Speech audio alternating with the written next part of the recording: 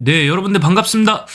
오늘 또 YC 흐름 괜찮았긴 했지만 여전히 갈 길은 멀다. 그래서 오늘도 YC에 대해서 설명을 드릴 건데, 설명드리기 앞서서 오늘 뭐 바쁘신 분들도 계시고 영상을 끝까지 못 보시는 분들도 계시잖아요. 그래서 아래 하단에 나오는 QR코드 촬영하시고 들어오시면은 여기서 YC에 대한 추가 정보 드릴 거고, 또 고정 댓글에도 있으니까 영상 끝까지 보시기 어려우신 분들, 그리고 바쁘신 분들 고정 댓글 또 확인해 주시고 QR코드 촬영하고 들어오시면은 여기서 이제 YC 추가 정보 더 드리도록 하겠습니다.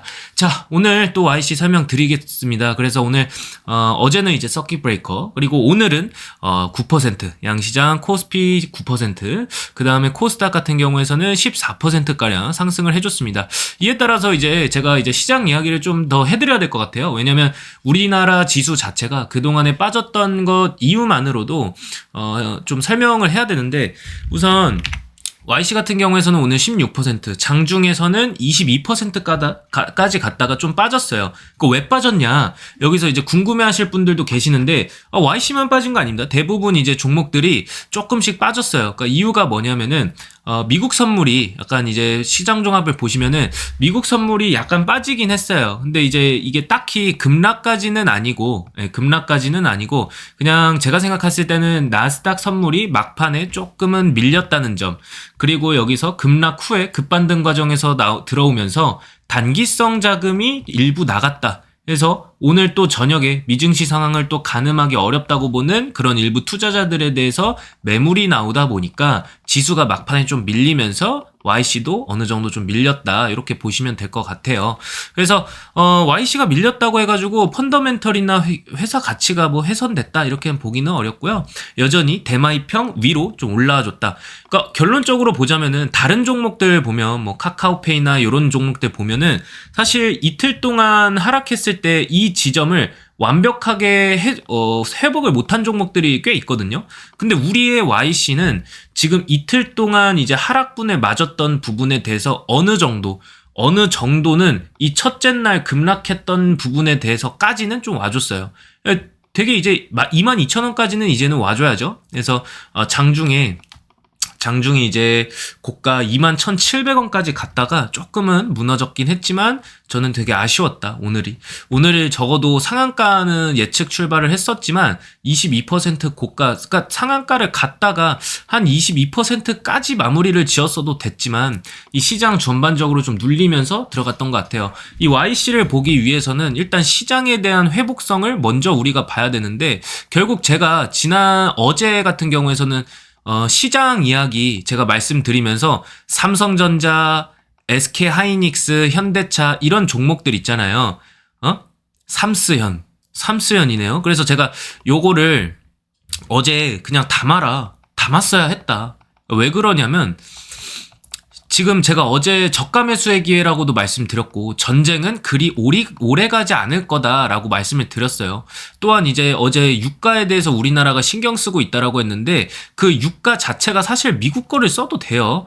우리나라가 유가를 중동에서 80% 이상 차지하다 보니까 시장에서는 일본과 우리나라를 비롯해서 좀 매도세가 굉장히 셌어요. 근데 여기서 시장 첫 번째 이슈, 장기화에 대한 우려가 완화되는 그런 이슈들이 많이 나왔어요. 그래서 장기화 우려가 되는 이슈들이 많이 등장해줬고, 그 다음에 이제 제가 이거를 메모장에 좀 써놨거든요. 그래서 여기다가 이제 보시면은 요거를 먼저 알고 가야 YC가 언제 회복이 되고 추가 회복이 언제 되는지 알기 때문에 요거를 좀 설명드리고 가보도록 할게요. 그래서 코스닥 역대 상승률을 기록했다. 그래서 여기서 이란 협상 타진 의사가 또 나와줬어요. 그래서 협상 제한에 대한 장기 우려 완화됐고, 뭐 백악관 대변인이나 지상궁 투입 가능성이 좀 낮다고 언급을 했죠. 그 다음에 이제 호르무즈 해협 봉쇄 우려가 진정이 됐고, 이게 중요해요. 반도체. 그러니까 전일 미증시에서는 미국 증시가 강하게 마감을 했습니다. 그런 이유 와중에서도 특히 반도체 업종 굉장히 강했죠. 뭐 마이크론이라던가 아니면은 엔비디아, 요거까지 되게 강했어요. 그래서 엔비디아 같은 경우에서도 제가 어제 말씀드렸지만 잠시 후에 또 설명드릴 거지만, 우선은 브로드컴 실적이 예상치 상회하면서 투자 심리가 추가로 계산됐고, 여기서 엔비디아는 이제 억만장자 투자자 레오코건의 투자 이슈와 함께 내년 AI 칩 매출이 1,000억 달러랍니다. 이렇기 때문에 AI 반도체 산업에 대한 기대감이 다시 부각이 됐어요. 이런 와중에서도 우리나라 한국 증시가 반도체 검사 장비 쪽으로 들어와 준 거예요. 사실 진짜로 제가 아쉬웠던 게 뭐냐면 이 정도 이슈 가지고 이 정도 반도체 코스닥, 그러니까 여기 보시면은 외국인 기관 금융투자 투신 연기금 개인 빼고 다 코스닥 들어왔거든요. 근데 오늘 테크인 같은 종목들은 상한가 갔어요. 되게 아쉬웠던 게 뭐냐면은 오늘 전쟁이라는 이슈가 터지지 않았다면 YC도 충분히 가줄 수 있었거든요. 근데 이게 되게 저는 아쉬웠었어요. 전쟁이 터지지 않았다면 우리가 YC 또한 이 지점에서 다음날 이 지점에서 오늘 좀 하락했을 수도 있지만 여기서 상한가까지 들어갔다면 25,000원은 그냥 들어갔을 것 같아요. 어제 오늘까지 합해서. 근데 전쟁 이슈, 그러니까 실적도 되게 아쉬운 날에 나왔잖아요. 어제 같은 경우에서도 왜 이날에 공시를 했는지 모르겠지만 공시 타이밍이 굉장히 안 좋았고, 그러니까 추가적으로 펀더멘탈 훼손은 아니지만 우리가 지속적으로 좀 더 볼 필요는 있다. 이렇게 좀 말씀을 드리고 싶어요. 그래서 지금 제가 앞서서 말씀드린 것과 같이 여기서 보시면은 반도체, 마이크론 이제 강세 보여주고 브로드컴 실적 예상치 상회, 여기다가 엔비디아는 투자 이슈까지 있으면서 내년 매출 1,000억 달러 돌파까지라는 전망 나오고 AI 반도체 산업에 대한 기대감이 계속 부각되고 있어요. 그럼 제가 이전에 영상 초반에 뭐라고 말씀드렸죠? 이 반도체 쇼티지, 즉 코스피에서에 대한 반도체 수급은 들어왔는데 왜 코스닥에서는 안 들어왔냐? 그러니까 지금 코스닥에서에 대한 자금 유입이 일어났을 때 반도체 검사 장비, 소부장 쪽으로 우리가 들어와야 된다. 이렇게 봤을 때 오늘도 코스닥 쪽에서는 검사 장비 쪽으로 반응이 굉장히 많이 들어왔잖아요. 그래서 이런 부분들이 전쟁이 없었으면 25,000원 이미 찍었지 않았나 감히 이렇게 좀 예상을 해봅니다.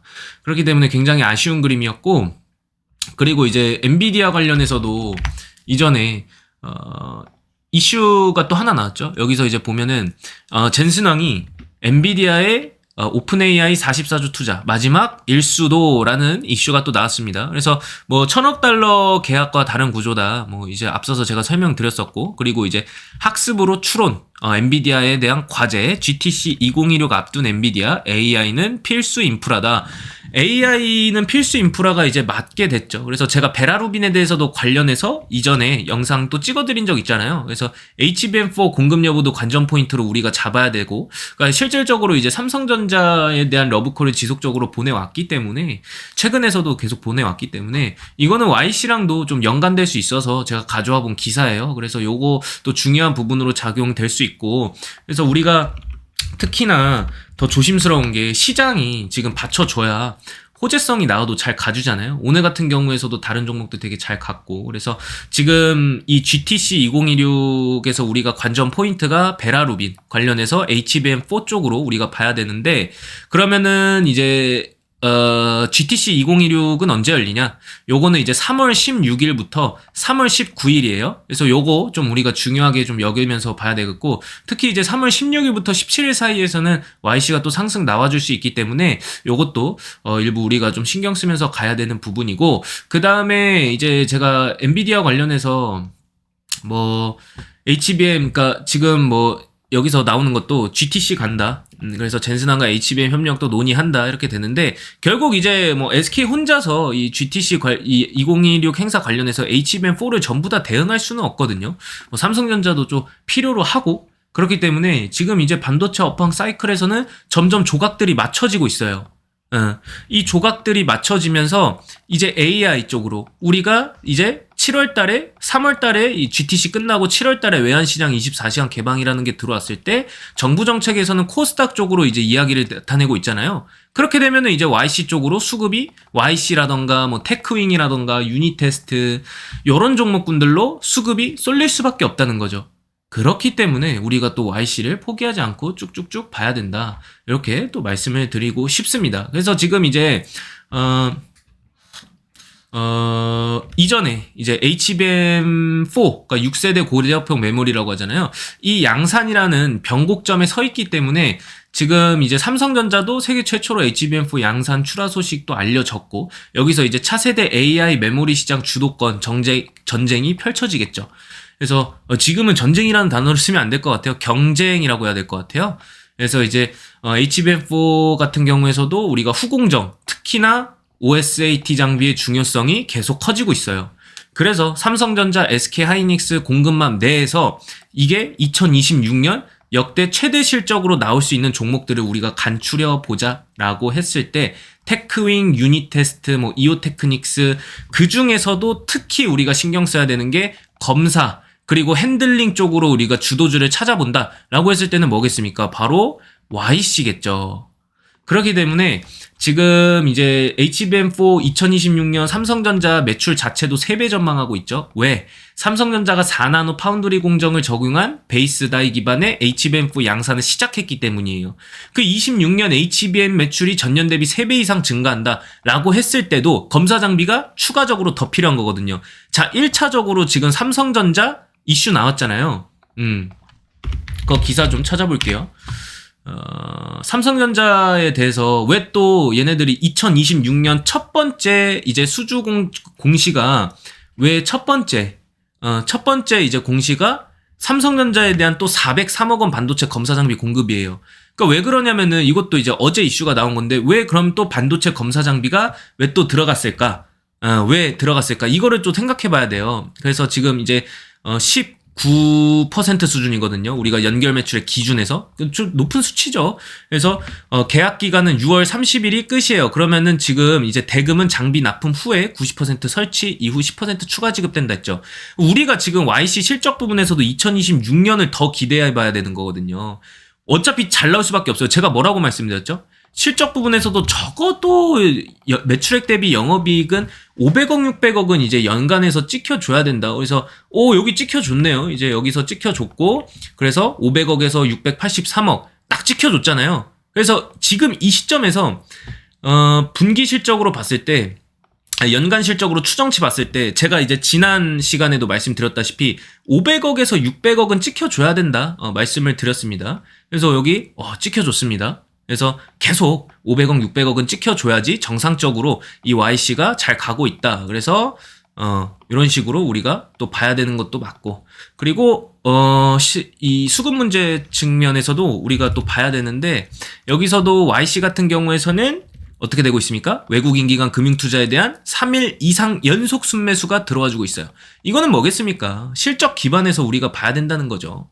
그러니까 이 YC 지금 실적도 500억에서 600억 정확히 나와졌죠. 그렇기 때문에 추정치에서도 이만큼 나와졌으니까 YC 우리가 또 추가 정보, 대응, 전략 다 해야 되잖아요. 여기서 우리가 YC에 대한 정보들도 얻어 가시고 그 다음에 또 YC가 눌렸을 때 우리가 어떻게 했죠? 여기서 보시면은 오늘도 좋은 흐름으로 갔던 종목 우리가 RFHIC 매수 신호 나갔었잖아요. 지금 매수가 대비 8% 또 일어났습니다. 그래서 요런 RFHIC라던가 요런 것도 우리가 하나씩 종목도 나가고 있고 지금 이 종목 수익률 굉장히 좋습니다. 그래서 여러분들 굉장히 신났어요. 그래서 지금 보시면은 제가 이런 추가 정보나 아니면은 이제 뭐 전일 10% 하락했다고 해가지고 뭐 걱정하지 마라. 이제 보시면은 이제 뭐 삼성전자 이런 이야기도 해드리고 반도체 그리고 뭐 이런 이슈들까지도 정리해드리고 있어요. 그래서 여러분들 YC에 대해서 어떡하지? 왜 YC만 안 가지? 이런 고민하지 마시고 이게 정보나 아니면은 내가 정보가 너무 늦거나 아니면은 뭐 시장에 대해서 내가 어떤 종목을 사야 되는지 모르겠다 이러시는 분들은 여기를 적극 활용하셨으면 좋겠습니다. 그래서 여기 보시면은 13% 정도 오늘도 잘못 눌렀네요. RFHIC 잘못 눌렀습니다. 여기 보시면은 그러니까 RFHIC도 67,200원까지 올라갔었잖아요. 요것도 이제 공략했던 종목이었고 우리가 매수하기 정확히 좋은 타점이었다. 그래서 지금 뭐 보면은 여기서 여러분들이 혼자 대응하거나 내가 어떤 종목을 사야 될지 모르겠다. 뭐 YC 집중 투자했는데 YC 어디까지 대응 좀 궁금하다 하시면 좀 어려우신 분들 그런 분들은 이 방으로 들어오셔가지고 천천히 이제 정보도 얻어가시고 이제 종목 단기 매매 들어가는 종목들도 여러분들 트레이딩하면서 하루에 뭐 6% 많게는 8% 정도 먹으시면서 이 방 들어오시면은 뭐 내가 매매하기 어려운 분들 바쁘신 분들 정보까지 들어가니까 혹은 여기에 이제 이거를 올려드릴 거예요. 그래서 이제 이 방을 이용해 주시면은 여기서 우리가 이제 내가 가진 내가 가진 이제 종목들 어떻게 해야 되지? 대응 전략을 어떻게 짜야 되지? 아니면 나 지금 이거 막 30% 20% 물렸다 하시는 분들 전략적으로 여기서 이용하셔가지고 들어가시면은 추가적으로 이제 전략도 짜드리고 있으니까 이 방을 또 똑똑하게 이용하셔서 이번에 포트 그리고 비중 전략 어떻게 대응해야 될지 여러분들이 너무 고민하지 마시고 이 방 이용하셔서 똑똑하게 이번 2026년 불장 한번 대응해봤으면 좋겠습니다. 오늘 영상은 여기까지 찍겠고요. 추가 정보는 아래 하단에 나오는 QR코드 그리고 고정 댓글 확인해 주시면은 거기서 대응 전략 또 알려드리도록 하겠습니다. 오늘 영상은 여기까지.